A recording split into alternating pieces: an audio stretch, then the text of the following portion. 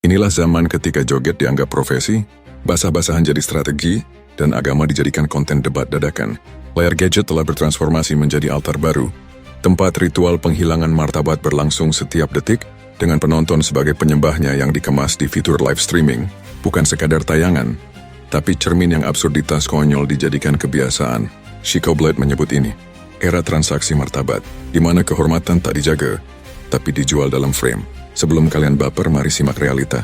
Karena data ini bukan opini Chico Blade, tapi potret dari kaca yang sudah lama kalian pecahkan sendiri.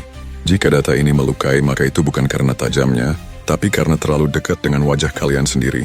Berdasarkan data Reportal tahun 2004, Indonesia menempati posisi 5 besar global dalam konsumsi live streaming, dengan rata-rata waktu tonton mencapai 21,6 jam per minggu.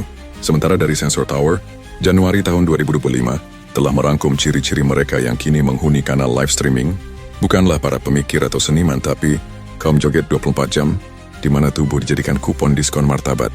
Kaum basah-basahan mandi sambil live bukan untuk bersuci, tapi untuk mengemis koin. Kaum agama instan, berdiskusi syariah tapi dibumbui baper dan caper. Kaum live anak sebagai alat konten, di mana anak bukan amanah, tapi alat transaksi digital. Kaum gaming gimmick, game hanya kamuflase, kontennya jualan rayuan dan suara gemulai. Kaum debat kosong, saling ejek demi engagement, bukan argumen. Kaum copy-paste, isi live plagiat, ekspresinya so original. Kaum cari jodoh live, tapi isinya hanya basa-basi dan bumbu caper. Kaum sok sibuk, fitur live hidup, kreatornya sok sibuk, isi komentarnya saling adu argumen. Kaum sok artis nihil karya, tapi minta diakui bak selebriti. Dari fenomena ini, berdasarkan laporan dari Komnas Perlindungan Anak tahun 2024, meningkatnya eksploitasi anak dalam live streaming sebesar 21% dari tahun sebelumnya. Banyak diantaranya dilakukan secara sukarela oleh orang tua sendiri. Lebih lanjut lagi, dari riset Universitas Indonesia bersama Pusat Kajian Psikologi Media, tahun 2024 menunjukkan bahwa 48,2% dari remaja Indonesia menganggap konten live sebagai sumber penghasilan lebih realistis dibandingkan pendidikan formal. Apa artinya? Ketika logika kalah oleh GIF, maka live streaming bukan lagi hiburan, tapi jalur pelarian dari akal sehat. Dan netizen yang memberi GIF dengan dalih kemanusiaan adalah sponsor utama mereka. Dampak menurut psikolog media Dr. Riris Rashmawati UI, tahun 2025, keterpaparan konten semacam ini akan menurunkan sensitivitas terhadap etika, meningkatkan kebutuhan validasi instan, dan memicu budaya kekonyolan sebagai penghasilan. Sementara dalam bahasa filsafat fenomena ini menjadi sebuah kematian etika melalui kebiasaan pasif. Dan martabat bukan lagi hal suci, tapi aset cair yang bisa ditukar koin, top up, atau view. Maka masyarakat tak lagi berpikir apakah ini benar, tapi apakah ini menghibur. Chico Blade menyebut ini budaya giftifikasi, di mana setiap tingkah, tak peduli serendah apa, asalkan menghasilkan gift. Tapi jika kalian masih membela dengan dalil, itu rezeki mereka. Chico Blade hanya akan menjawab, kalau rezeki bisa membenarkan semua cara, maka penjilat pun bisa disebut pahlawan. Jadi jangan heran, tradisi korup di negara ini menjadi menu utama. Karena dalam logika yang sehat, rezeki bukan hanya soal hasil, tapi juga soal martabat. Tapi sayangnya, di era algoritma, hasil lebih cepat viral daripada proses berpikir.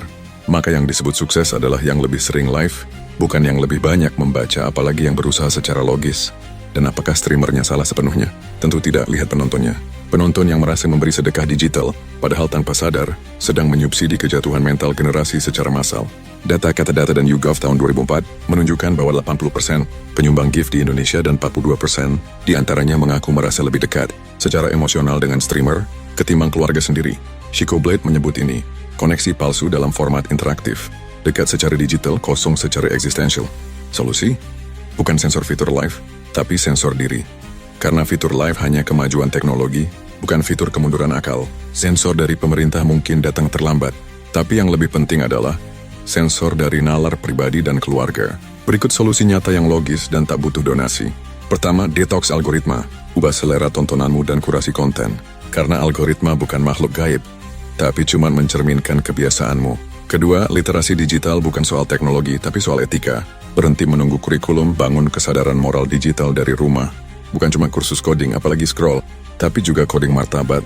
Dan scroll ilmu logika yang tahu batas dan tahu malu. Ketiga, sistem monetisasi yang etis. Setiap platform yang kalian pegangin, biasakan mereformasi sistem gift agar tidak membiarkan eksploitasi tubuh dan spiritualitas sebagai jalur pendapatan yang memenuhi nafsu serakahmu. Keempat, peran keluarga pada anak. Jangan mengaku dewasa jika pola pikirmu masih kekanak-kanakan. Marah bukan solusi dan berdalih konten dewasa bukan tameng. Anak tidak butuh gadget yang pintar. Mereka butuh orang tua yang logis. Mereka tak butuh layar, tapi mereka butuh teladan. Kelima, ubah konten seksimu, baper dan capermu menjadi edukasi. Bukan lewat sensasi, tapi narasi yang tajam dan logis. Edukasi bukan tugas konten creator semata, apalagi yang menunggu pencerahan dari kata-kata retorika. Biasakan hal kecil walau tak viral. Karena logika tak butuh panggung, cukup dibiasakan. Ingat, yang waras tak harus mengejar viral, tapi yang viral seringkali tak waras.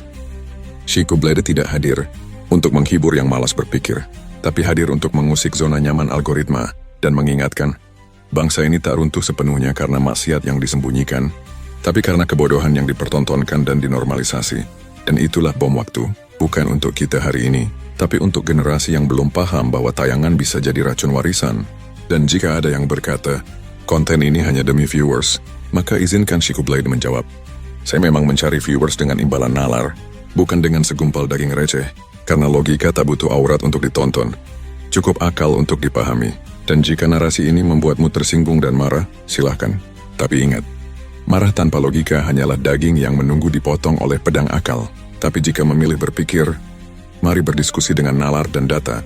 Karena tugas generasi bukan sekadar menonton baper dan caper, tapi membenahi yang telah salah narasinya. Karena logika tak memusuhi pendapat, tapi hanya menolak dipimpin oleh kebodohan.